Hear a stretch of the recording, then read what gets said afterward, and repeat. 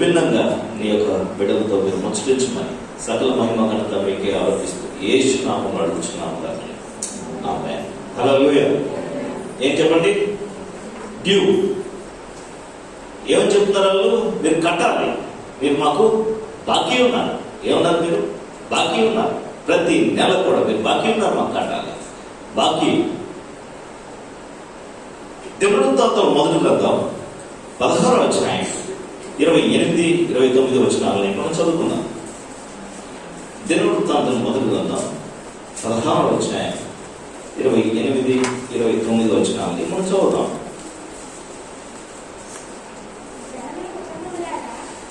జనముల కుటుంబములారా యెహోవాకు చెల్లించుడి,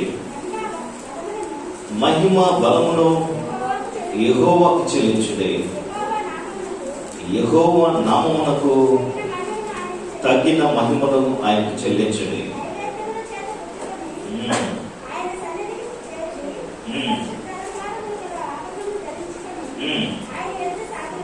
ఆమేన్. హల్లెలూయా. హల్లెలూయా.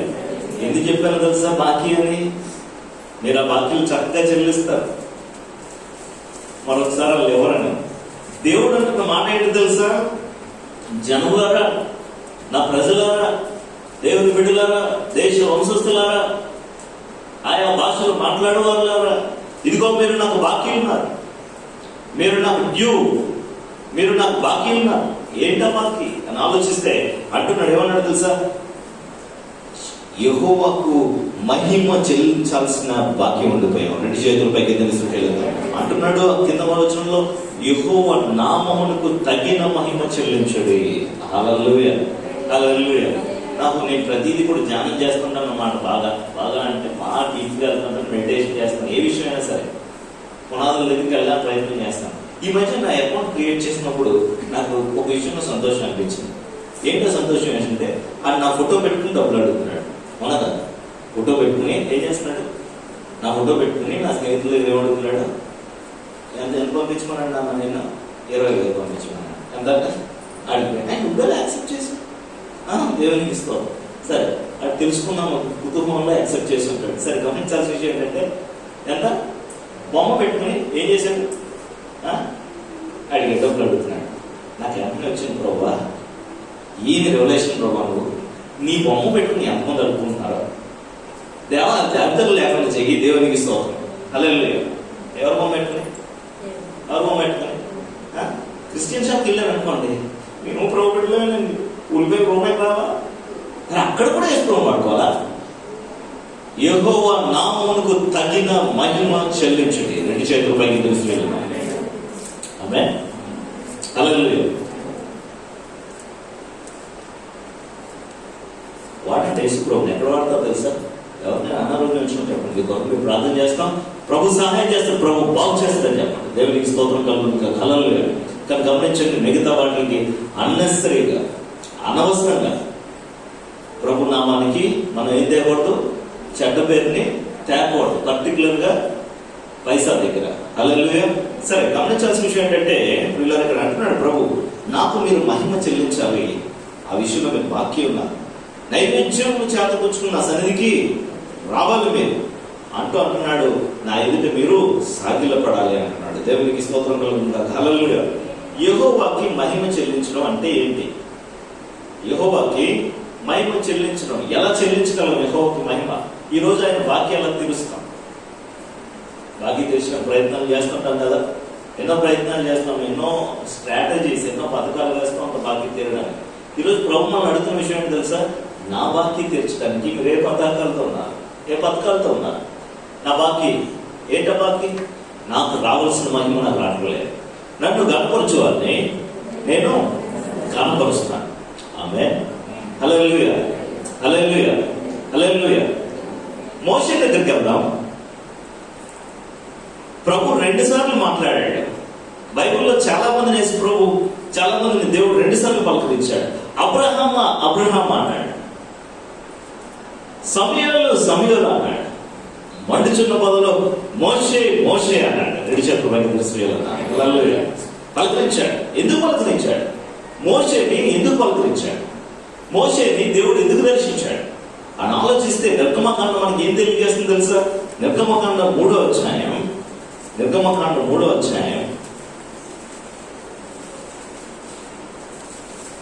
10వ వచనాన్ని మనం గమనిద్దాం.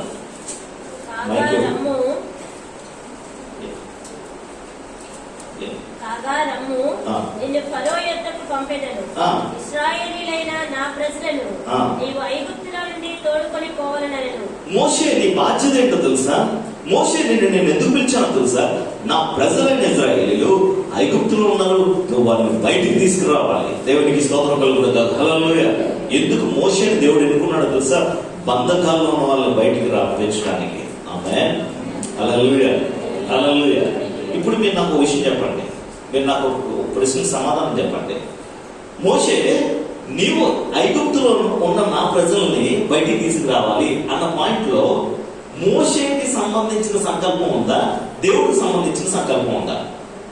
చెప్పండి. ఎవరికి సంబంధించిన ఆలోచన ఉంది? ఇది చేయడం వల్ల ఎవరికి అడ్వాంటేజ్? చెప్పాలి. ఎవరికి అడ్వాంటేజ్? మోషేని పట్టుకుని పిలుచుకుని దేవుడు ఏమంటున్నాడు? నాకు పర్పస్ ఉంది, నాకు ఉద్దేశం ఉంది, దాన్ని నెరవేర్చడానికి నేను నిన్ను పిలుచుకున్నాను. హల్లెలూయా, హల్లెలూయా. ఈరోజు మనం ఎంత దౌర్భాగ్యమైన జీవితాలు జీవిస్తున్నాం అంటే అసలు దేవుడు ఎందుకు పిలిచాడో తెలియదు, దేవుడికి మన పట్ల ఎలాంటి ఉద్దేశాలు ఉన్నాయో తెలియదు. కొంతమంది అనేక రకాలుగా వాటి కొరకే అన్నట్టుగా వారి జీవితాలని పూర్తిగా వాటిని బానిసగా మార్చుకుంటారు. నేను ఐఫోన్ కొరకే, నేను ల్యాప్టాప్ కొరకే, తిరగడానికి కొరకే, మందు కొరకే, జోదం కొరకే. వాళ్ళు ఏం చేస్తారంటే వాళ్ళ ఉద్దేశాలు, దేవుడికి వాటి పట్ల ఉన్న ఉద్దేశాలని కొన్ని వాటికి ఏం చేసుకుంటారు? వాళ్ళు నాశనం చేసుకుంటారు. సరే, ఆయన దగ్గరికి వెళ్తాం.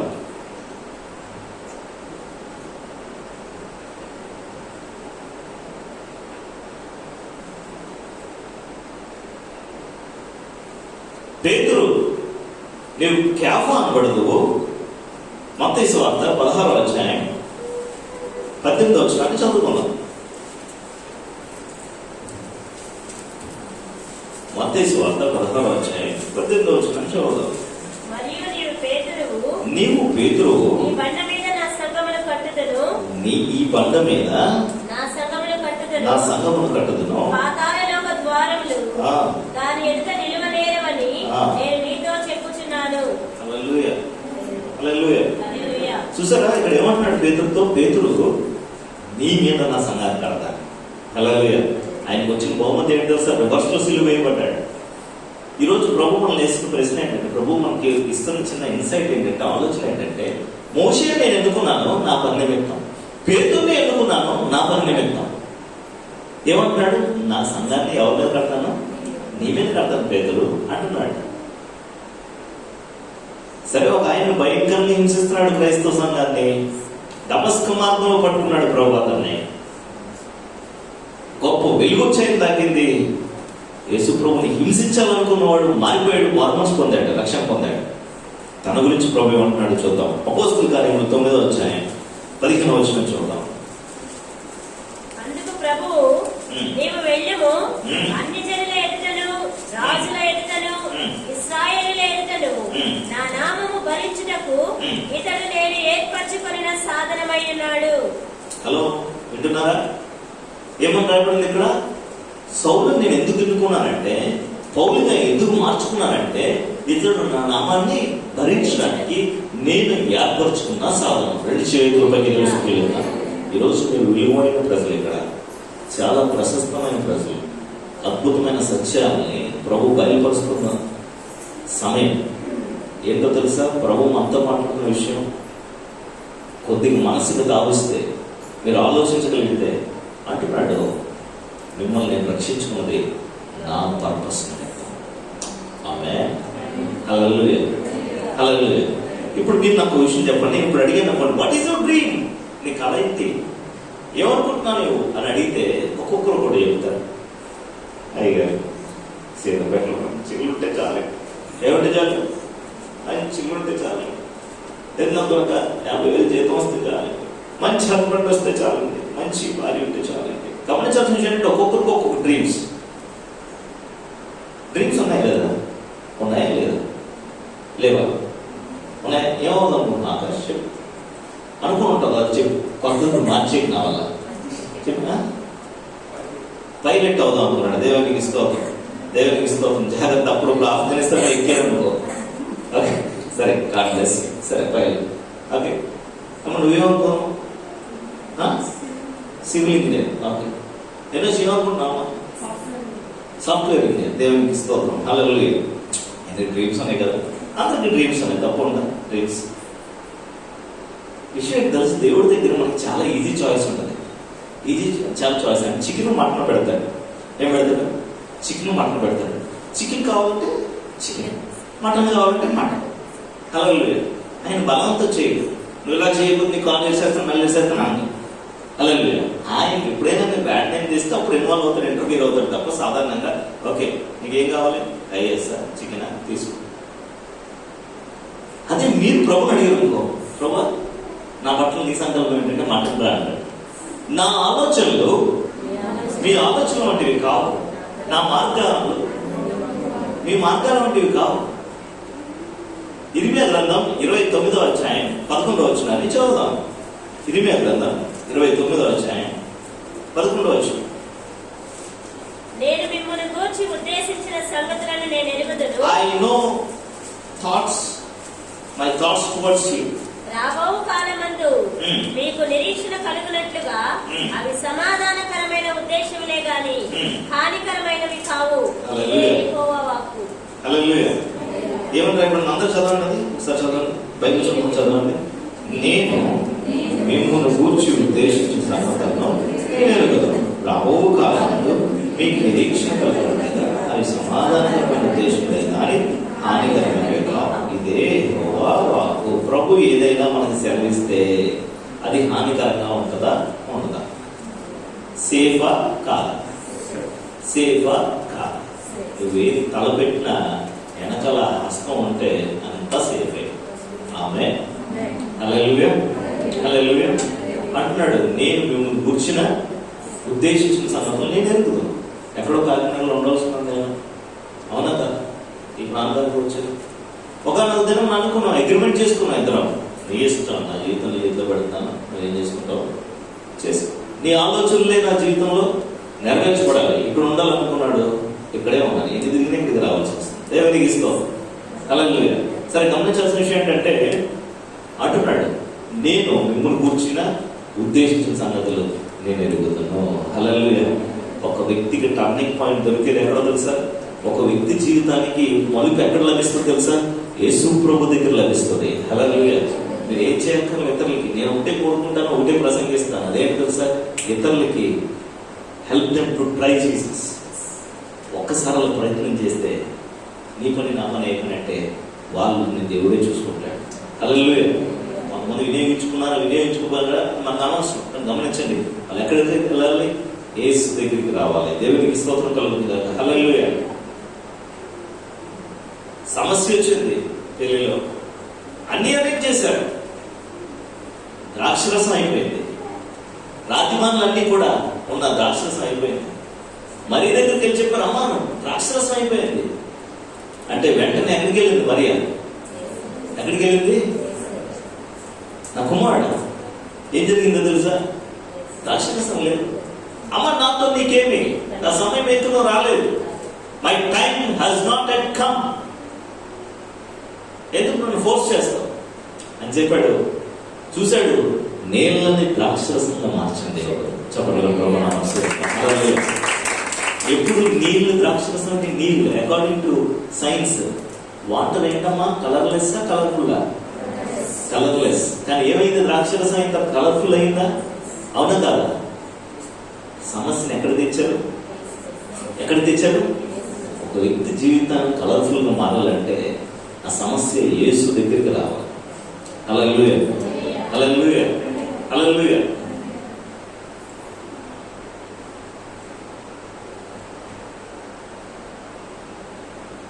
యెషయా గ్రంథం 43వ అధ్యాయం 7వ వచనాన్ని చూద్దాం.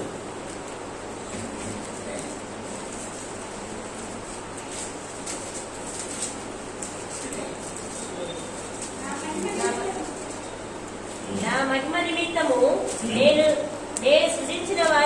నా నామము పెట్టబడిన వారిని అందరినీ తెప్పించుము.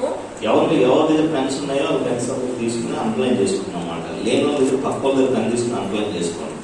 నా మహిమ నిమిత్తము నేను సృజించిన వారిని, రెండు చేతులు పైకి తెలిసి వెళ్తాం. హల్లెలూయా. ఎవరి నిమిత్తము చెప్పాలి, ఎవరి నిమిత్తము? హలో, ఎవరి నిమిత్తము?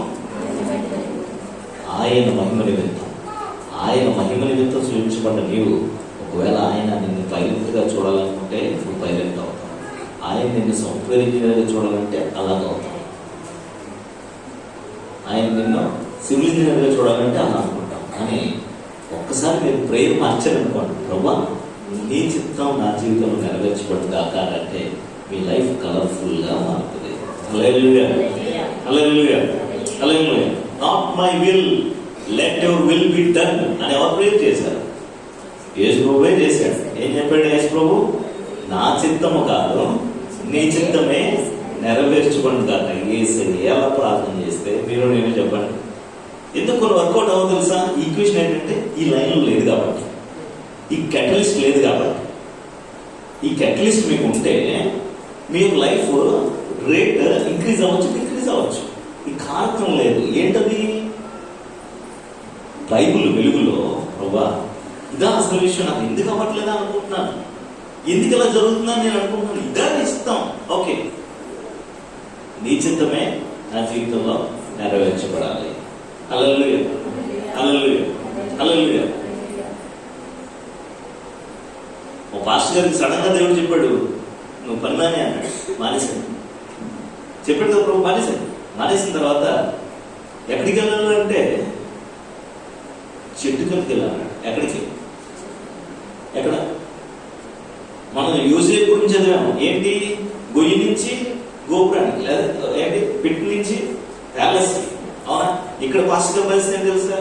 ఇంట్లోకి ఎక్కడికి? చెట్టుకి. చెట్టుకి నిలిపాడు. భార్యని బిడ్డలను తీసుకుని వెళ్ళిపోయాడు.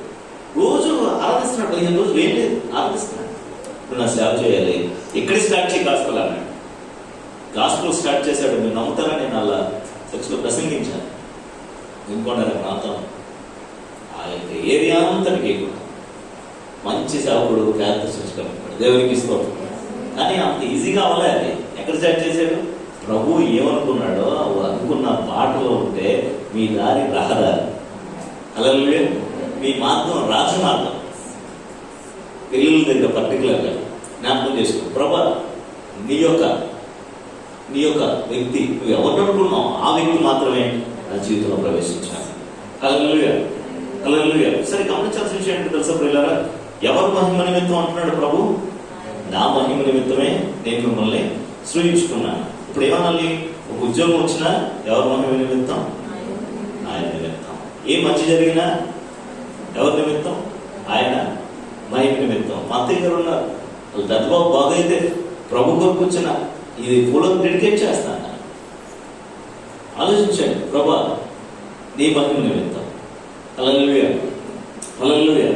కొంతమంది క్రిస్టియన్ అని చెప్పుకోవడానికి మొహమాటం. కొన్ని లైఫ్లో కొన్ని స్టాండర్డ్స్ పెట్టుకోండి. ఏంటి తెలుసు? కొన్ని విషయాలు పక్కమ్మగా ఆ పక్కోడు ఏమనుకుంటాడు మనకు అనవసరం. We belong to Christ.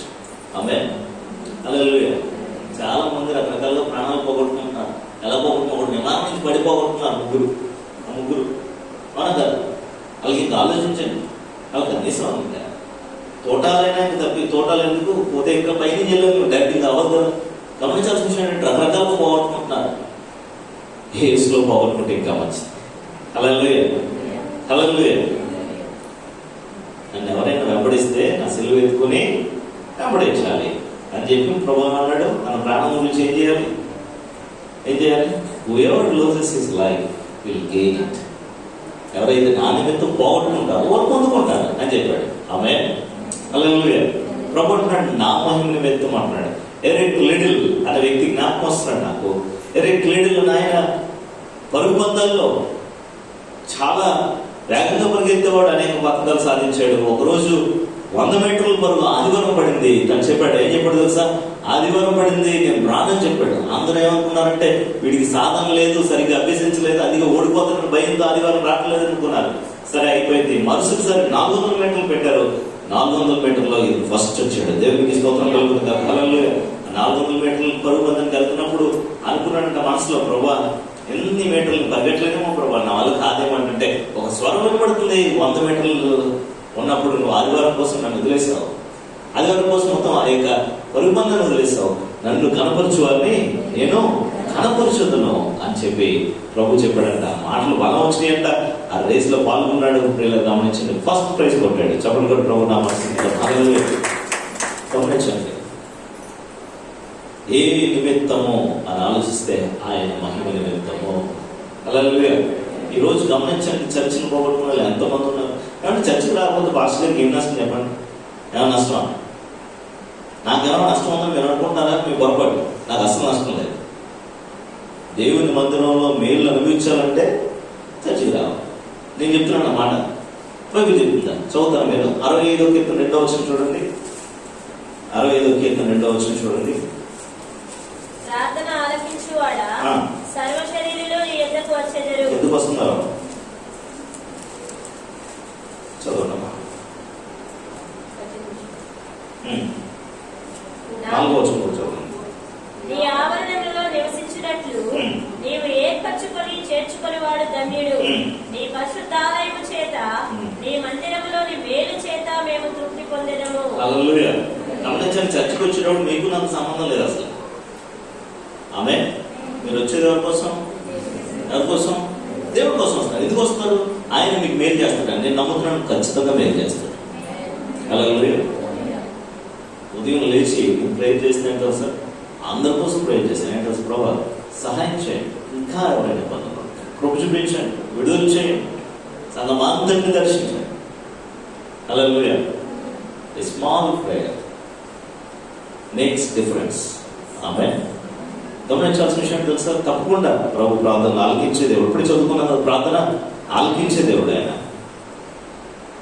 పౌలు గురించి రాయబడిన మాట ఏంటి తెలుసా? నా నామం భరించడానికి అన్ని జనులు ఎదుట నా యొక్క నామాన్ని మహింపరచడానికి ఇది అనుకున్నాను. ఒక ఆయన రాళ్ళతో కొడుతున్నారు. ఎవరైనా ఎవరు కొడుతున్నారు? రాళ్ళతో కొడుతున్నారు. కొడితే అతను ఏం చేసి ఏమంటున్నాడు?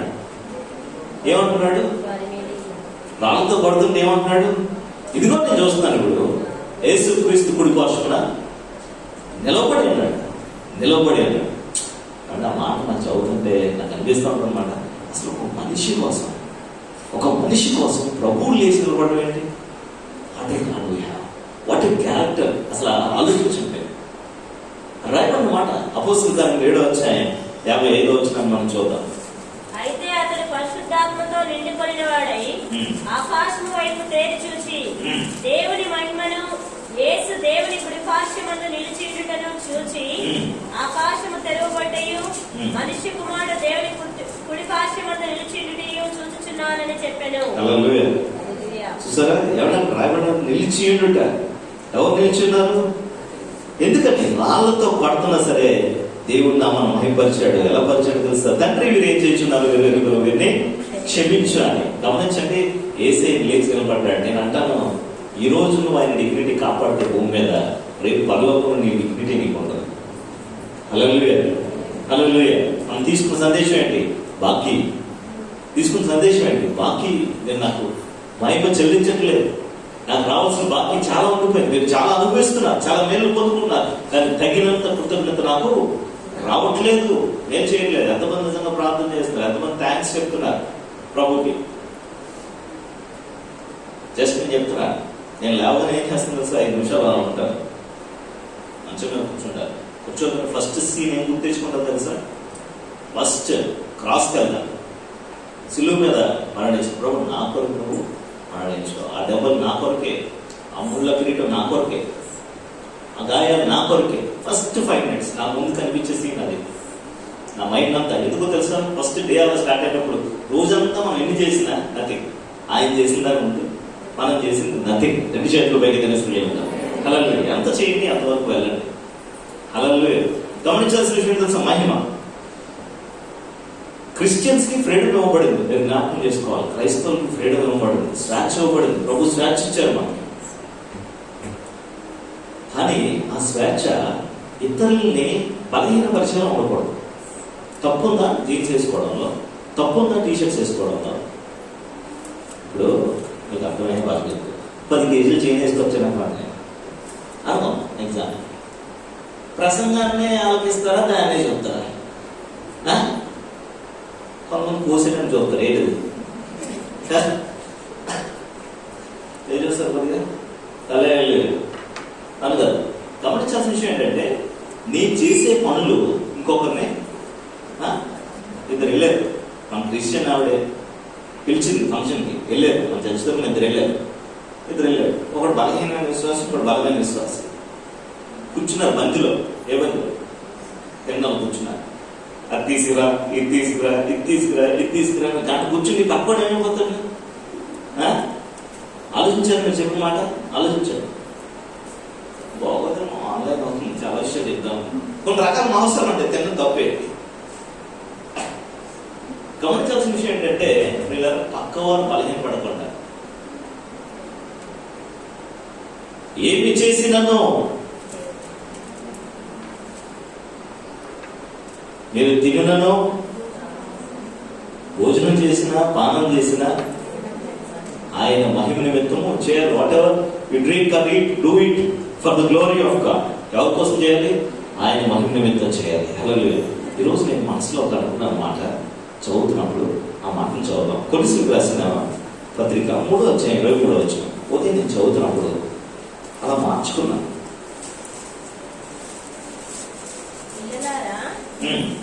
అన్ని విషయాలలో మీ తల్లిదండ్రుల మాట వినుడి, ఇది ప్రభువును బట్టి మెచ్చుకొనదగినది. తండ్రులారా, మీ పిల్లల మనసు కృంగకుండినట్లు వారికి కోపము పుట్టింపకుడి. దాసులారా, మనుషులను సంతోషపెట్టు వారైనట్టు కంటికి కనబడవలని కాక ప్రభువులకు భయపడుచు శుద్ధాంత కర్ణ గలవారై శరీరమును బట్టి మీ యజమానులైన వారికి అన్ని విషయములలో విధేయులైండుడి. సరే గమనించండి. దాసులారా, మనుష్యులను సంతోషపెట్టుకోవాలి కంటికి కనబడవాలి కాక ప్రభువునికి భయపడుచు శుద్ధార్థకరణ లేని వారే శరీరం బట్టి మీ యజమానులైన వారికి అన్ని విషయంలో విధేయులైనండి. దేవునికి స్తోత్రం కలుగును గాక. హల్లెలూయా. మనం కొన్నిసార్లు అన్ని జనుల కింద పనిచేయాల్సి వస్తుంది. వచ్చినప్పుడు ప్రభు ఏమంటున్నాడు? వాళ్ళు కింద చేసినప్పుడు కూడా ఎలా చేయాలంటున్నాడు ప్రభు? దేవుడికి చేసినట్టుగానే చేయాలి. హల్లెలూయా. నీ వర్క్ ఎంతవరకు ఉందో ఆ వర్క్ నువ్వు ఖచ్చితంగా నీ యజమానుడు సరైనడు కాకపోవచ్చు, లేకపోతే తన ఊర్లో ఉండకపోవచ్చు, పట్టించుకోకపోవచ్చు. గమనించాల్సిన విషయం తెలుసా? నువ్వు ఎవరి కోసం చేయాలి? ఎవరి కోసం చేయాలి? దేవుడు చూస్తున్నట్టుగా చేయాలి. హల్లెలూయా. హల్లెలూయా. ఈ ఒక మాట ఉంది అక్కడ. ఏమందంటే అసలు యాక్చువల్గా క్రిస్టియన్ స్లేవ్స్ అనే మాట ఉంది. అది అనిపించింది అనమాట. అంటే ఏంటంటే ఒక చోట పనిచేసే వారి గురించి అలా రాయబడి ఉంది. సరే గమనించాల్సిన విషయం ఏంటంటే పిల్లరా, నేను చూశాను. నేను లక్ష్మి గారు రాలేదు. ఆవిడ మొత్తం క్లీన్ చేస్తారు ఫుల్గా చర్చ్ అంతా. రాలేదు. తన ప్లేస్లో కుమార్ వచ్చాడు. కుమార్ వచ్చినప్పుడు మనసులో నేను అనుకున్నాను ఏంటంటే, తల్లి అంటే అమ్మో దేవుని కోసం చేయాలి కాబట్టి ఖచ్చితంగా క్లీన్గా నీట్గా చేస్తారు. సరే చూశాను. ఆ టైంకి ఒకడు ఉన్నాడని తెలియదు. తర్వాత కుమారి కూడా ఉంది ఇక్కడే ప్రేయర్ చేసుకోండి. సో నేను క్యాంప్స్లో చూశాను ఎంత బాగా చేస్తారంటే పిల్లలు. అసలు నేను ఉన్నా లేకపోయినా మొత్తం అంతా గమనించాల్సిన విషయం నాకు అనిపించింది. Not bless them. ఎందుకు తెలుసా? నేను అసలు నా దృష్టి లేదు వాళ్ళకి. నా దృష్టి లేకపోయినా ప్రభువు ఎదుట నమ్మకంగా చేస్తున్నారు. దేవునికి స్తోత్రం కలుగును గాక. హల్లెలూయా. గమనించాల్సిన విషయం తెలుసా? ఎక్కడ పని చేసినా మన పైన అన్ని జనులకు అధికారం ఉన్నప్పటికీ కూడా ఎవరు చేస్తున్నట్టు ఉండాలి? ప్రభువు చేస్తున్నట్టుగా ఉండాలి. 2 చేతుల పైకి తెలుసుకుంటాం. హల్లెలూయా. సందేశం పునాదైంది. ఇంకేమైంది? పునాదైంది. 4 స్తంభాలు ఉన్నాయి. ఇంకేమున్నాయి? పాస్ గారు ప్రతి వారం త్వరగా ఓటేస్తాను, ఒక ఆవిడ కూర్చొని త్వరగా వచ్చేస్తానని అలాంటివి పెట్టుకోకండి. నేను ఎప్పుడు ఎలా ఉంటానో తెలియదు. అలాగే కొన్ని పాటలు పాడతాం అనుకుంటున్నాం, కానీ ఇక్కడ కూర్చున్న పాట మారిపోవచ్చు. ఆమె రేపన మారుతుంది. సరే గమనించండి. ప్రభు అంటున్నాడు బాకీ ఉన్నారు, మీరు నా మహిమ నిమిత్తం సృజించబడ్డారు. ఎలాగ ఆయన మహిమకు మనం చెల్లించగలం?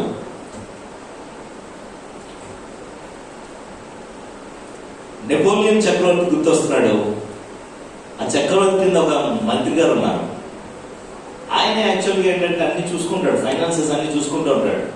ఒక విధంగా చెప్పాలంటే ఖజానాదారు మొత్తం అన్ని చూసుకుంటాడు. ఫైనాన్సెస్ చూసుకుంటుంటే ఆయన దగ్గరకు ఒక ఆయన వస్తాడు.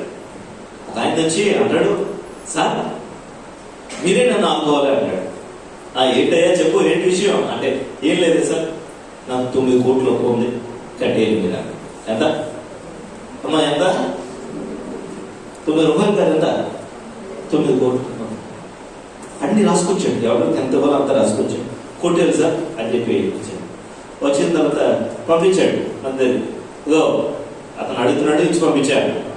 ఏంటి, ఎంత ఎంతమ్మా అనుకుంటా మన మనసులో ఇలాంటి అప్పుడు దొరికితే బాగుంటారు. మాకు అన్ని ఒకసారి వెళ్ళిపోతాయి. దేనికి స్తోత్రం. అవునా? ఏమన్నాడు తెలుసా? 9 కోట్లు ఇచ్చామన్నా. మంత్రి గారు కోపం వచ్చింది, నేను నాలుగు నీ పని చేస్తున్నాను, నాకు 1 కోట్లు లేదు. కానీ ఆడెవడు ముక్కుమోహం తెలియడానికి వచ్చి ఏం చేశాడు? 9 కోట్లు అనగానే రాసిచ్చాడని ఇంకా కోపంతో వరికేసి ఆ సంతకం ఏంటి ఇచ్చేసాడు, వెళ్ళిపోయాడు. తట్టుకోగలరు కొంతమంది అడిగేదాకా ఉండగలరా? ఉండగలరా? నేను ఆట అయిపోయాను. నాకు ఎవరిని కోపం వచ్చింది అనుకోండి, ఇమ్మీడియట్గా అడిగేస్తాను, కట్టేస్తాను. లేకపోతే ఆ కక్కిడు ఇంకోటి దగ్గరికి వెళ్ళిపోతాను. అలా ఏం లేదు, అలా ఏం లేదు.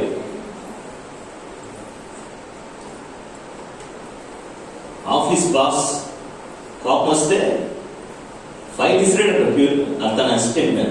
కోపం వస్తే వెళ్ళిందంట. ఇంటికి వెళ్ళిన ఆవిడ లేట్గా ఓపెన్ చేసిందంట డోర్, మొహం మీద కొట్టాడు. ఆ టైంలో అమ్మ పాలన వచ్చాడంట కుర్రాడు. ఆ ఫైల్ ఆడి మీద కొట్టిందంట. ఈ టైంలో హ్యాపీగా పిల్లి వెళ్ళిపోతుంటే ఆడి తీసుకెళ్ళి ఆ ఫైల్ కొట్టాడంట పిల్లి మీద. చూసారు ఫైల్ ఎక్కడ వెళ్ళిందమ్మా? ఎక్కడికి వెళ్ళింటే ఆఫీస్లో ఫైల్ పిల్లి దాకా వెళ్ళింది. దేవునికి స్తోత్రం. నల్లలే కోపంతో అంటున్నాడు, పెట్టేస్తుందా అడిగేసాడు. ఆగలేక రాజుగారు మీద మాట్లాడాలి పర్సనల్. సరే సార్, ఆడెవడో తెలియనోడు వచ్చి 9 కోట్లు అడిగితే మీరు ఇస్తారు. ఏంటి సార్ మీరు అలా చేశారు? ఎప్పుడైనా నాకు ఏమో చూసారా? లేదు. ఆడెవడో వచ్చినాడు అంత తక్కువ తీర్చారంటే రాజా అన్నాడు, లేదా అంటే నాకు పాయింట్ వచ్చింది. ఆడు ఊరంతా తిరిగాడు, ఆడికి ఎవడో తీర్చలేదు. ఊరంతా తిరిగాడు, ఎవడు ముందు రాలేదు. కానీ మనసులో ఆడు అనుకున్నాడు, ఆలోచన ఏమనుకున్నాడంటే, నా అప్పు రాజుగారు తీర్చగలను అనుకున్నాను, నా అప్పు రాజుగారు తీర్చగలను. నా దగ్గరికి వచ్చాడు. ఆడ ఆలోచన నాకు నచ్చింది, అందుకే తీర్చాను అన్నమాట. 2 చేతులు తెలుసు అలా అంటే అందరం తెలుసు. రాజుగారికి నచ్చిన పాయింట్ తెలుసా? ఆ మనిషి రాజు నచ్చిన వేసిన విధానం ఒక రేంజ్ లో ఉంది. 2 చేతులు పైకి తెలుసుకునే విధానం. నెంబర్ 1 ఫస్ట్ పిల్లర్ ఏంటో తెలుసా? థాట్స్ లో దేవుణ్ణి గ్లోరిఫై చేయి. చిన్న చిన్న వాటికి ఇది అసాధ్యం, ప్రభువుకు అవ్వదు అని అనుకోవద్దు. ఇది అవుతుంది, ప్రభువుకి సాధ్యము, దేవునికి సమస్తంలో సాధ్యము, నా వల్ల కాకపోవచ్చు, ఆయనకి అవుతుంది. నీ ఆలోచనల్లో ఒక రేంజ్ ఉండాలి. ఆమేన్, ఆమేన్. నీ ఆలోచనలు ఎలా ఉండాలి? ఒక రేంజ్ ఉండాలి. దేవునికి స్తోత్రం కలుగుతుంది. ఎవరి పట్ల? ఎవరి పట్ల చెప్పాలి? నా కాగితం రాసుకుంటే నా దగ్గర తెచ్చేద్దాం. ఎవరి దగ్గర పట్టుకోవాలి? ప్రేయర్లో పెట్టాలి. ప్రభా సహాయం నేను కొట్టేటాను. అలా గమనించాలి. ఎక్కడ థాట్లో ఎలా ఉండాలి? ఎలా ఉండాలి? ఆ యొక్క I have hidden your word in my heart that I might not sin against you. నేను నీ ఎదుట పాపం చేయకున్నట్లు నీ వాక్యము నా హృదయంలో ఉంచుకుని ఉన్నాను, భద్రపరుచుకున్నాను. కీర్తన 119:11 మొట్టమొదటి పిల్లలు, మొదటి స్తంభం. దేవుని మహిమపరచిన విషయంలో గమనించండి. ఏంటంట? ప్రభా, నా ఆలోచనలన్నీ కూడా దేనితో నింపుకున్నాను? నీ వాక్యంతో నింపుకున్నాను. కీర్తన పెద్ద అధ్యాయం, బైబిల్ అంతట్లో పెద్ద అధ్యాయం, పెద్ద పుస్తకం.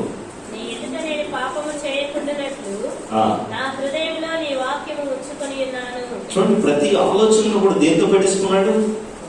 చెప్పాలి, దేంతో పెట్టుకున్నాడు? దేవుని యొక్క వాక్యంతో. మా పాప అడిగింది, మనం టీవీ చూస్తుంది, టీవీలో క్వశ్చన్లు వస్తున్నాయి బైబిల్కి సంబంధించిన ప్రశ్నలు. Daddy please tell me that answer immediate గా చెప్పాలి. బైబిల్ ప్రశ్న జవాబు చెప్పాలి. గమనించండి పిల్లలు, నింపుకోవాలి. దేంతో నింపుకోవాలి? బైబిల్ చెప్తున్న మాట దేవుని వాక్యంతో నింపుకోవాలి. దేవుని వాక్యంతో నింపబడితే నీ దృష్టి ఆయన వైపు ఎప్పుడు కూడా హైలో ఉంటుంది. హల్లెలూయా, హల్లెలూయా, హల్లెలూయా.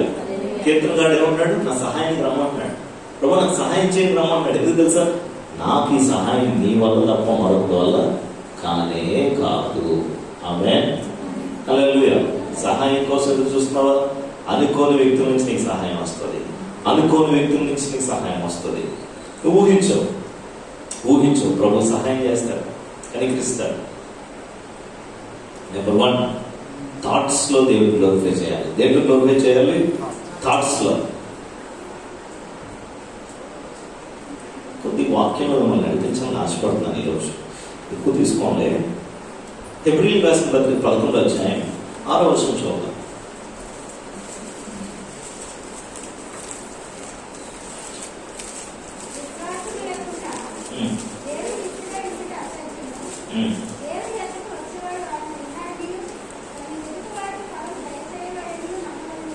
దేవుడి దగ్గరికి వచ్చేటప్పుడు నువ్వు ఎలా ఉండాలంట? ఆయన ఖచ్చితంగా చేస్తాడు అనే విశ్వాసంతో నువ్వు ఉండాలి. విశ్వాసం లేకుండా దేవునికి ఇష్టమైనట అసాధ్యము. ఆమేన్. హల్లెలూయా. నాకు విశ్వాసం ఉందని చెప్పుకునే నీవు ఎందుకు క్రియలు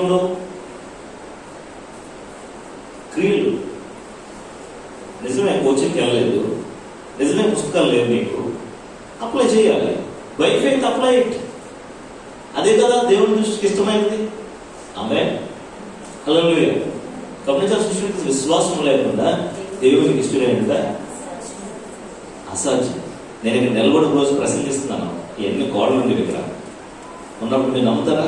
దేవుడు నాకు చెప్తున్నాడు, break this Jericho walls, Jericho గోడల్ని బదులుగొట్టు అంటున్నాడు. అకౌంట్లో నాకు 6,000 ఉన్నాయి అంతే. ఎంత? 6,000తో స్టార్ట్ చేశాను.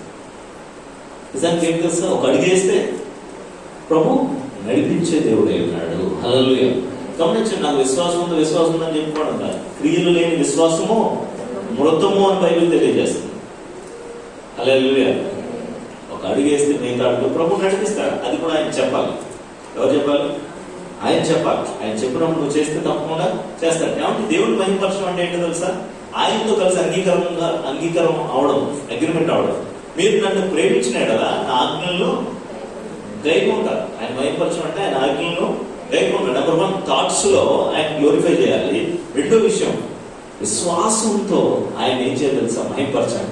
సతాధిపతి అంటున్నాడు, ప్రభు నువ్వు నా ఇంట్లోకి రావాల్సిన అవసరం లేదు, మాట మాత్రం నువ్వు సెలవేమో నా దాసుడు స్వస్థపరచబడి బాగుపడతాడు. ఏంటంటే రావక్కర్లేదు ఇంటికి. ఏం చేయాలి? మాట మాత్రం నువ్వు సెలవేమో నా దాసుడు స్వస్థపరచబడి. నేను ఫోన్ చేశాను 6:37 ఆ టైంకి. ఫస్ట్ గారు ఇంట్లో దిగుతున్నాను, ప్రేయర్ చేయడానికి వస్తారా అన్నా. అమ్మ నువ్వు ఎంత సడన్గా చెప్తున్నా ఎలా రాలేదు అవునా? 6కి ఫోన్ చేసి 6:30 రమ్మంటే నేను ఎక్కడ రాలేదు. నేను ఆల్రెడీ వేరే పనులతో ఎంగేజ్ అయిపోయాను. ఫోన్లో ప్రేయర్ చేస్తాను. నువ్వు విశ్వసించి ఫోన్లో ప్రేయర్ చేస్తాను. ఇంట్లో వెళ్ళి స్పీకర్ ఆన్ చేయి అంతే. అంటే నేను తప్పకుండా మీకు అవైలబుల్గా ఉంటాను, అందుబాటులో ఉంటాను. కానీ నేను నాకు ముందుగా చెప్పాలి.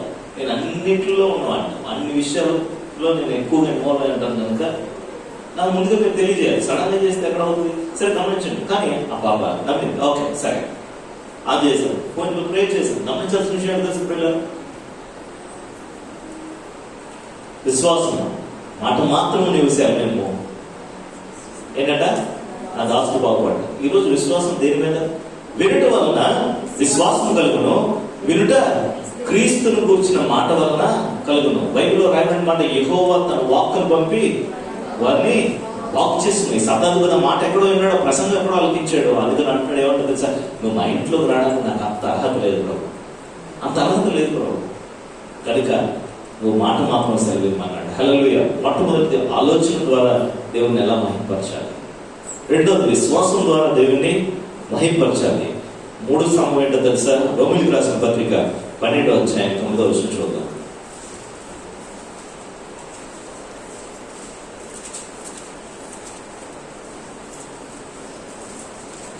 నీ ప్రేమ నిష్కపటమైనదై ఉండవలెను, చెడ్డదాన్ని నసగించుకొని మంచిదానిని కత్తుకొని ఉండుడి. నిష్కపటమైనది ఉండాలంటే అర్థం ఏంటి తెలుసా? నీ ప్రేమ వేషధారణ లేకుండా ఉండాలి అని. హల్లెలూయా, హల్లెలూయా. రండి దగ్గర కూర్చోండి. ఏం కావాలి? థమ్స్అప్ కావాలా? ఇంకా కావాలా? సరే ఎవరు సర్వానికి స్వీట్స్ తీసుకురా. వెళ్ళిపోయిన తర్వాత దీనికి బుద్ధి ఉందా అసలు? చెప్పి రావాలా? ఇలా సడన్గా వస్తుందా? గమనించాల్సిన విషయం ఏంటంటే దీన్ని ఏమంటారండి? ఏమంటారు?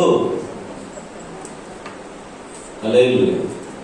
ఆ మాట ఏదో ముందే అదేటమ్మా ఎలా చేసి ఎప్పుడు వచ్చావు, సడన్గా వచ్చావు అని మామూలుగా అనేస్తే అక్కడతో అయిపోయిందా? గమనించాల్సిన విషయం ఏంటంటే పోత పోస్తారు, పోతం పడకుండా అనవసరంగా. ఆమె హల్లెలూయా. ఈ ప్రేమ నిష్కపటమైనదే ఉండాలి. అంటే అర్థమైంది తెలుసా? కోపం వస్తే కోపం వచ్చినట్టు, ప్రేమ చూపించినట్టు ప్రేమ చూపించు. ఆమె రెండు కలుపుకొని మిక్సర్, మురి మిక్సర్ అంటారు కదా బీచ్లో, అలాగే అన్నీ కలిసిపోకూడదు. హల్లెలూయా. హల్లెలూయా. మన మధ్యలో ఆడు ఏం చేశాడంటే ఈ కవర్ ఉంటుంది కదా, ఏది చేతులు వేసుకుని చేస్తున్నాడు. బాగానే ఉందనుకున్నాం, ఏది చేతులు ఆ గ్లౌజ్ పెట్టుకుంటే సుఖమా కాదా? పర్లేదు కదా, అంత అయిపోయింది, మనం పర్లేదు. ఈ టమాటా కోసం మధ్యలో కానండి అంతే. ఓరి ఇక్కడే నేను వస్తాను మళ్ళీ. అంటే ఎంత స్ట్రిక్ట్ పోత చూసి నేను చూసే కాదు సరిపోయింది. చూడడం వాళ్ళు ఎంతమంది మహానుభావులు నాకు కొన్ని కళ్ళ కూడా కనబడుతూ ఉంటాయి. గమనించాల్సిన విషయం ఏంటంటే వీళ్ళు ఆలోచించారు. ఓకే, మిక్సర్గా ఉండకూడదు, బీ ఓపెన్. అయితే లేదా తెగాల్సి తెక్కడం, కోపం వస్తే కోపం ఉండడం. కానీ ఏం చేయకూడదు, చేయకూడదు. ఏది పాత్రలో ఉంటుంది కదా పరంలో. హల్లెలూయా. హల్లెలూయా. సరే, మూడోది ఏంటంటే ప్రేమ ఎలా ఉండాలి చెప్పాలి, నిష్కపటమైనది ఉండాలి. ఎన్ని స్తంభాలు చెప్పాను మీకు చెప్పాలి? ఏం చెప్పారు? ఒకటి ఏంటి ఫస్ట్ది థాట్స్, రెండోది విశ్వాసం, మూడోది ప్రేమ. ఓకే, వేషధారులు లేని ప్రేమ. మూడు స్తంభాలతో ఇల్లు సరిపోద్దా జగన్ గారు? ఇంకోటి ఉండాలి కదా. హల్లెలూయా. ఇంకోటి ఉండాలి కదా. లోకాసు వార్త 9వ అధ్యాయం 23వ వచనం చూసి మనం ముగించుకుందాం. లోకాసు వార్త 9వ అధ్యాయం 23వ వచనం. మరియు ఆయన అందరితో ఇట్లనెను, ఎవడైనను నన్ను వెంబడింపకోరినెడలా తన్ను తాను ఉపేక్షించుకొని ప్రతి దినము తన సిలువను ఎత్తుకొని నన్ను వెంబడింపవలెను. హల్లెలూయా. యేసే మహింపచ్చే విషయంలో, ఆయన బాకీ తీర్చే విషయంలో 4వ విషయం ప్రభు మనతో మాట్లాడుతున్నాడు. నన్ను వెంబడింపకోరినెడలా తను తాను ఉపేక్షించుకోవాలి. హల్లెలూయా. హల్లెలూయా. ఉపేక్షించుకోవడం అంటే అర్థం ఏంటి? ఉపేక్షించుకోవడం అంటే అర్థం ఏంటి? ఇంత కూర్చున్నారు ఆపోజిట్లో, తిండి పెట్టారు, ఇక్కడ ఏదో తిన్నాను పెట్టారు. గమనించండి, ఇక్కడ ఎలా తినేస్తున్నాం ఉందో అవతల నుంచి పట్టించుకున్నట్ట. గమనించాల్సిన విషయం అంటే నిన్ను నేను ఉపేక్షించుకోవాలి. వాటి తిన్న తర్వాత మిగిలింది మన కోసం. హల్లెలూయా. కొన్నిసార్లు తక్కువ అవుతుంది, అన్నం తక్కువ అవుతుంది, చేద్దాం. డాక్టర్ల ప్రకారం ఒక పూట మిగల్చడం మంచిదే, పూట తినకూడదు. తెలుసా మీకు? ఒక పూట ఉపవాసం అనేది డాక్టర్ల ప్రకారం చాలా మంచిది. హల్లెలూయా. హల్లెలూయా. చేత ముందే తను తాను ఉపేక్షించుకొని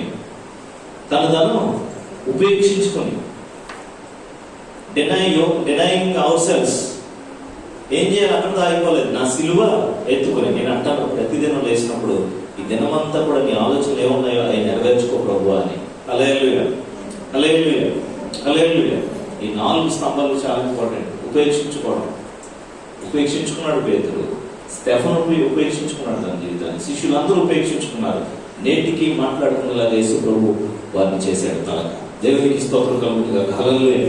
నువ్వు ఎంత త్యాగం చేస్తే అంత ఆశీర్వాదం. ఏ విషయమైనా గుర్తించుకో, నువ్వు ఎంత త్యాగం చేస్తే అంత ఆశీర్వాదం. తల్లులు తెలుసా, వాళ్ళ జీవితాలు త్యాగం చేస్తారు పిల్లల కోసం. నా పిల్లలే సమస్తం అనుకుంటారు. నేను అనుకుంటాను అంత త్యాగం చేస్తారు వాళ్ళ పిల్లలకి. రకరకాల మోడర్న్ వరల్డ్లో వాళ్ళు చేసిన త్యాగం కనపడదు. వాళ్ళకి ఇంట్లో ఎంతో తెలియదు, వాళ్ళు ఎంతో త్యాగం చేస్తారు. ఇప్పుడు చదువుకున్నాం పోలీసులు రాష్ట్ర తల్లిదండ్రుల యొక్క మాట వినడం ఎంతో శ్రేష్టమైన ఉంది. నీ యొక్క భక్తికి అడ్డురానంతసేపు ఇది నన్నే అనొచ్చు. హల్లెలూయా. హల్లెలూయా. గమనించండి, అంటున్నాడు ప్రభు మనల్ని మనం ఉపేక్షించుకోవడం. ఆమేన్. కలుసుకోవచ్చు. Lecture thank you.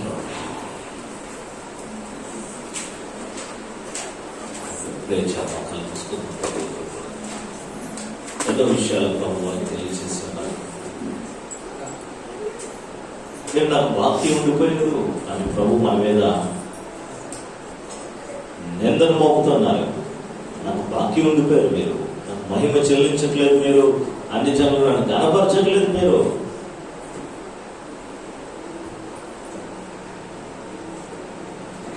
Pay my due, వాక్యం మీరు చెల్లించాలి. బయట వాళ్ళు అయితే పేజీల మీద కూర్చుంటారు. ప్రభు అంటున్నాడు, నేను మంచివాడినా మీరు అలాగా వాయిదా వేస్తూ వస్తున్నారు, నేను మంచివాడినా మీరు మర్చిపోతున్నారు. ఇన్ని మేలు చేసినా సరే మీకు నా పట్ల కనీసం కృతజ్ఞత భావం లేకుండా పోయింది. ఉదయం లేవగానే ఏం గుర్తొస్తున్నాయి నీకు?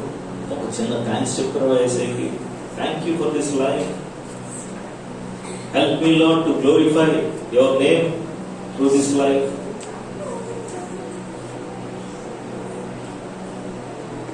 లైఫ్ లో నీకు తృప్తినిచ్చేది ఏంటో తెలుసా? దేవుని మహిమపరచడం ఒక్కటే నీకు తృప్తినిస్తుంది, ఇంకేది ఇవ్వదు నీకు.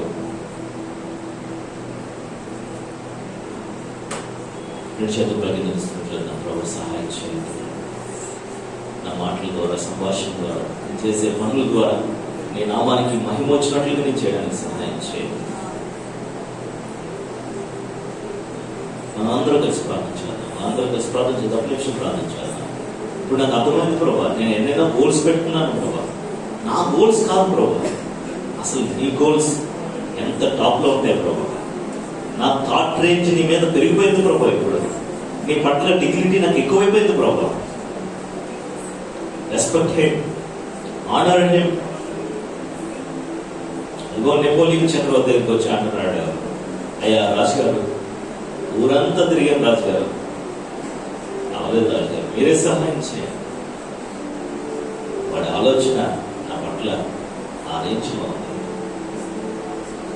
ఎక్కువగా అంచనా నీ ప్రభుని, నీకున్న సమస్యలు పటాపంచం చేస్తాడు. ఆయనకి అవి ఏమీ కావు. ఒక దినాన్ని నువ్వు చూస్తావు, అన్నిటి నుంచి విడుదల పొందడం చూస్తావు, గొప్ప సమాధానం పొందుకుంటావు, గొప్ప నెమ్మదిని పొందుకుంటావు, గొప్ప విశ్రాంతిని నువ్వు అనిపిస్తావు. ఆ రోజు అనుకుంటావు, ప్రభా వీటి కోసమా నా యొక్క మనసంతా పాడు చేసుకున్నాను, వీటి కోసమా ఇది చింతించాను. ఎంత సులువుగా చేశావు ప్రభా, క్షణకాలంలో జరిగించావు కదా ప్రభా. నేను వేచి ఉన్నందుకు నా నిరీక్షణ భంగం కానివ్వకుండా చేశావు కదా ప్రభా. ఒక నిమిషం ప్రార్థన చేద్దాం. ఇదిగో వెళ్ళిపోతాం, ఆదివారం వస్తారు, గుడికి వస్తారు చాలా మంది, వారం అంతా ఇదే సందేశంతో వారు రగులుతూ ఉంటారు. అయినప్పటికీ మళ్ళా బిజీ అయిపోతారు నీ జీవితాల్లో. ఒక నిమిషం ప్రార్థన చేద్దాం. వెళ్ళిపోతున్నాం, సమయానికి ముగించాం. ప్రార్థన చేద్దాం, ఒక నిమిషం ప్రార్థన చేద్దాం. Help me to glorify your name. అది డైరెక్ట్ లిటిల్ అంటున్నాడు, నేను రాని రోజు అవ్వదు, నాకు అవ్వదు, చర్చ్ ఇంపార్టెంట్, నాకు నేను రాను. లేదయ్యా, మంచి ప్రైజ్ ఇస్తున్నారు, ఆ ప్రైజ్తో నాకు అనవసరం, ఆ బహుమానం నాకు అనవసరం. కొన్ని స్టాండర్డ్స్ పెట్టుకున్నాం లైఫ్లో. పెళ్ళిళ్ళ దగ్గర రాజీ పడి హిందూ పెళ్ళిళ్ళు చేసుకునేవారు, చర్చికి వస్తారు. పెళ్ళి లేకపోతే చచ్చిపోతావు నువ్వు, బతకలేవా? మనుషులు అంటారు, వాళ్ళ నీకు జీవితం ఇచ్చింది ప్రభు, ఇంకా అవ్వలేదా అంటారు. అనుకోని అలాగే ఎవరు పడతారు, మనం ఇచ్చేస్తామా? నా చిత్తం కాదు ప్రభా, నీ చిత్తమే. Hallelujah, hallelujah. Thank you lord.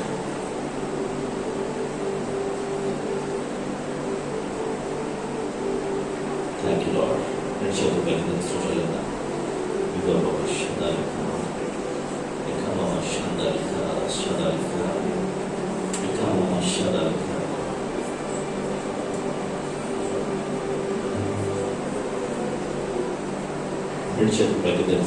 నిమిషం ప్రార్థన చేద్దాం. ప్రభుకి టైం ఇవ్వలేనంత బిజీ ఏం కాదు మనం. Thank you lord. ఆయన నెరవేర్చడానికి ప్రయత్నం చేస్తున్నట్టు వాళ్ళు తెస్తే చాలు. దీంట్లో నువ్వు కష్టపడాల్సింది ఏం లేదు. హార్ట్ ఓపెన్ చేయి. Yes Lord, let your will be done. This is a powerful morning. ఈ రోజుతో నీ జీవితం తారుమారు కాబోతుంది, కలర్ఫుల్ గా పోతుంది. నీళ్లను ద్రాక్షరసంగా మార్చిన దేవుడు ఆయన. Thank you Lord, we praise you Lord, worship you Jesus. రబబ షాదరి కమన సదరి కమన షాదరి సంపూర్ణమైన నీ చిత్తమే అనుకూలమైన సంకల్పమే జరిగించుచున్నావు నన్ను విడువగా నా ధైర్యము నీవేగా.